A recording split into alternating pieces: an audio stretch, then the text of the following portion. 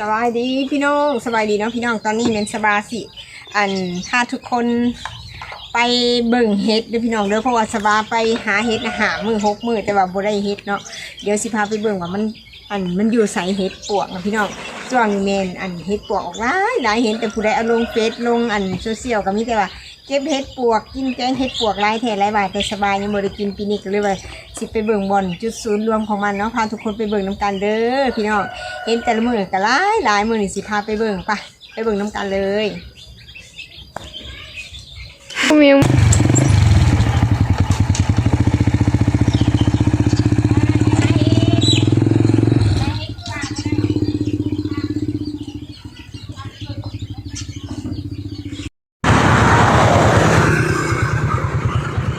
เด้อพี่น้องตอนนี้มันสบาพาทุกคนมาเบิ่งเห็ดปวกเนาะแต่ว่ามื้อนี้คือยังหน่อยแต่ว่าคนยังมาบ่หลายเขาเจ้ายังมาขายบ่หลายบ่เนาะนี่นะเบิ่งเด้อคือยังหน่อยแถวเรือฝนตกเมื่อกี้นี่แม่นฝนตกเนาะเขาเจ้าเมื่อบ่รู้จังได๋คือจะเขาเจ้าฮุบเงียนบ่เทศกาลงานขายเห็ดปวกเด้อพี่น้องอันนี้โมเมนต์ตลาดเนาะจะเป็นสายทางแต่ว่าพวกเพิ่นสิมาขายอยู่นี่เนาะไม่ยังมื้อนี้บ่มีเห็ดปวกบ่มื้อนี้มีแต่เห็ดละโงกอ้าวมันจะมาหมดไว้ ฮะอันนี้เห็ดละโงกนะ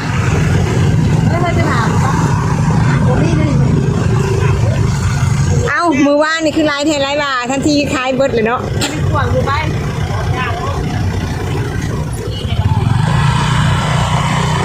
บ่มีเห็ดปวกบ่ว่าเห็ดปวกนะมดบ่ออกแล้วบ่หมดแล้วมาบ่ทันเห็ดปวกเห็ดละโงกออกมาใหม่โล200,000บ่150,000โลละ150,000ว่าพี่น้องว่าสิพามาเบิ่งเห็ดปวกเพราะว่าเห็ดปวกเบิด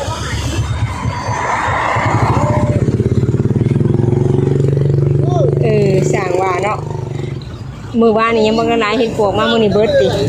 เด้เอาได้ไม่ได้คนเอาออกเนี่ยเห็ดเพาะหายังเห็ดปวกเขาเขาเบิดเขา70,000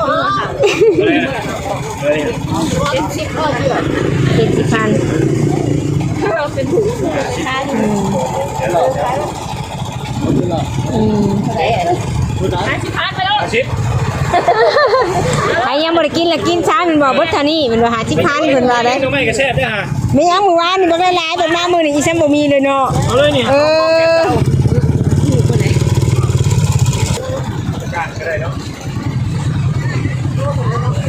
กาว่าสิมางานบุญเฮ็ดปวกก็ว่าบ่ทันอันเฮ็ดเพาะนี่พี่น้องเฮ็ดเพาะ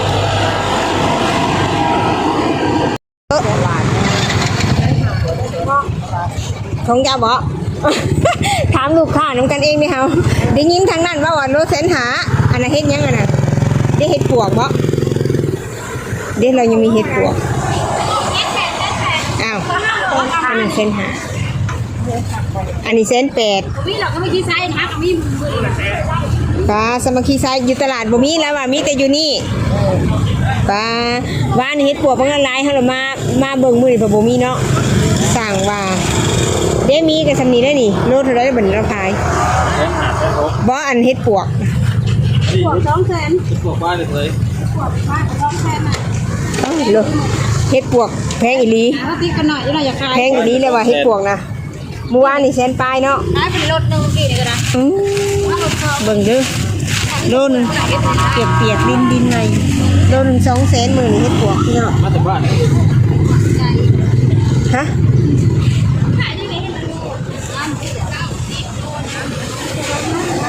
โล180,000แล้วมา180,000แล้วมา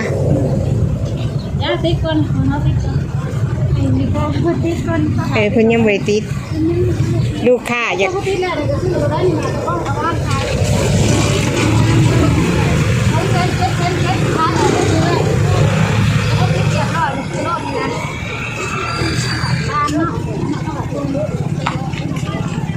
เห็ดปวกก็แพงดี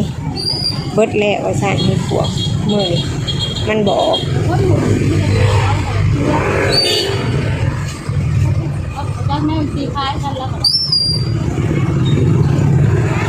อันนี้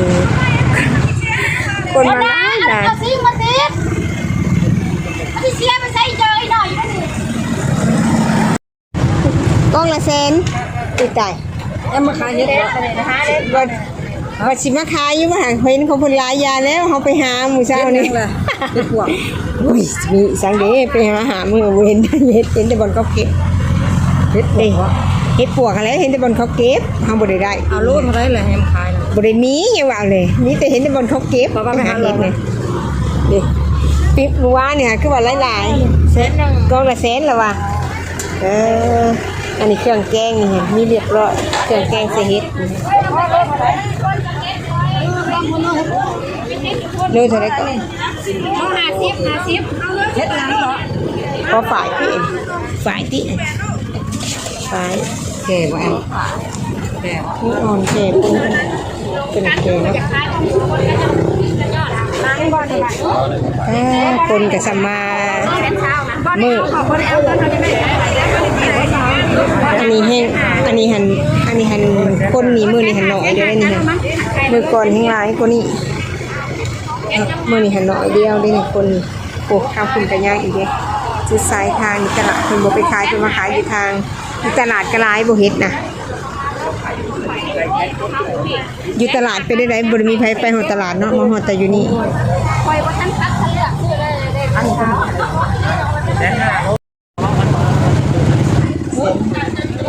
ทุ่งละโลกบ่แสนห้าคิดไปเลยมันบ่อ่อนถ้าตื่นใจเพราะว่ามันมาแบบนี้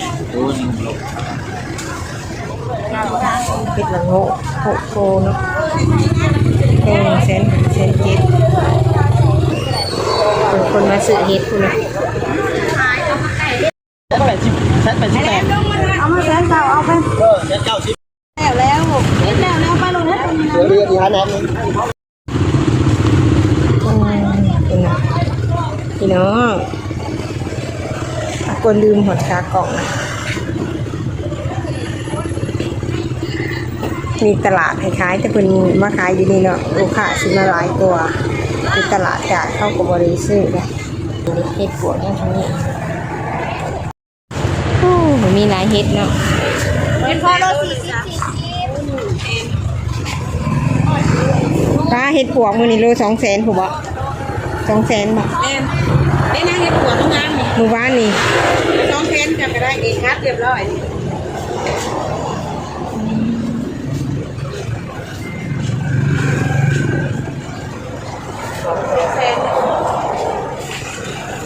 ดอกใหญ่นี่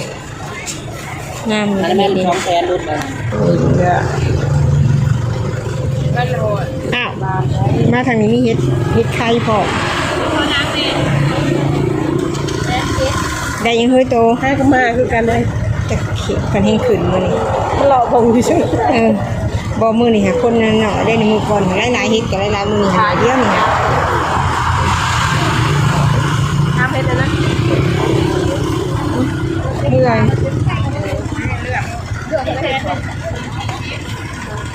อันตัวบานนี่แสน1โลนึงมูดิลิแสน8 ออกโน่นละเซ็น80,000 น้ำประมาณนี่ประมาณน้ำหมดน้ำแม่แสน8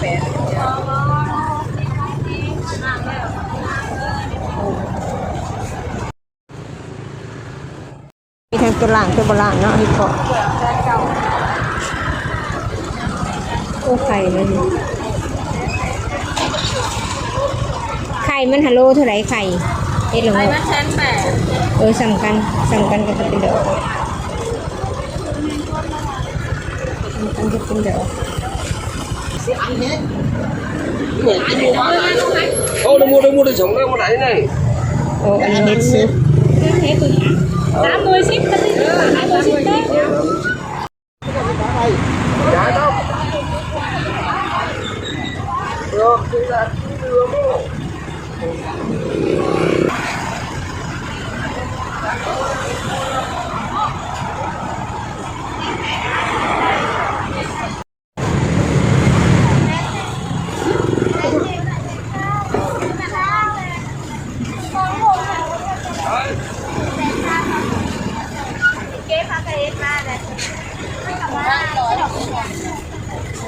ได้นะคะ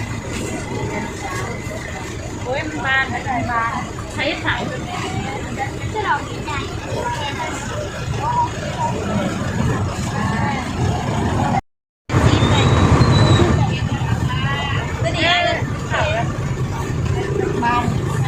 ื้อนี้บ่มีเฮ็ดปวกสิบ่ ซื้อบนโลละ80 อยู่ตลาดนะ ซื้อบนบ่หายเลย อยู่บ้าน อยู่เด้ บ้านเป็นผู้มีชื่อมาแต่บ้านฮะเป็นผู้มีชื่อมาแต่บ้าน อยู่บ้านเฮานะมีผู้ละ5เฮือนแล้ว คือว่าละ เป็นเลาะสุดแล้ว ชุดเปอร์เซ็นต์ เลาะไป หลายคนก็หลายราคา วันนี้เฮ็ดพอน่ะซื้อ7โลก็สิพาเพิ่นเจโหนอยู่เองเนี่ย ถ้าเพิ่นกิน พุ่นน่ะแพงเนาะ ไม่ได้กิน ขี้ค้านล้างเอ้ยน่ะซื้อหลายนี่ให้กระติก นั่นน่ะเชื่อต้มที่ล้าง2มื้อเขาล้าง ขี้ค้านล้างหั่นแหละเฮ็ดปวกเพิ่นมืดบัดเดียวเนาะเมื่อวานนี่เพิ่น ตกค่ำเลยอันนั้นมันมาเฮ็ดละงู อ้าวเมื่อวานนี่เพิ่นบ่ได้หลายแบบมื้อนี้เพราะว่าเฮ็ดอันนี้มาเฮ็ดละโงกนี่ก็ยังบ่ได้หลายเด้นี่เนาะฮักก็มา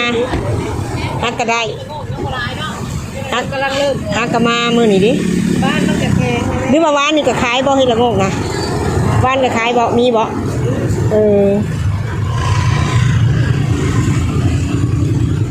อยู่ตลาดถ้าบ่มีเนาะพากันมาขายอยู่นี่แหละบ่มีอยู่ตลาดสิมีคือกันนะเจ้าพี่น้องเนาะอันนี้ก็สิเป็นบรรยากาศในเส้นทางเด้อเส้นทางA1เนาะที่ว่าเพิ่นมาขายเห็ดเนาะแล้วผู้คนก็มาซื้อหลายทุกคนเนาะคือสบายสิพามาเบิ่งเห็ดปวกแต่สุดท้ายก็ได้เห็นเห็ดละโงกพี่น้องเห็ดละโงกมันออกแล้วเนาะเห็ดปวกหมดแล้ว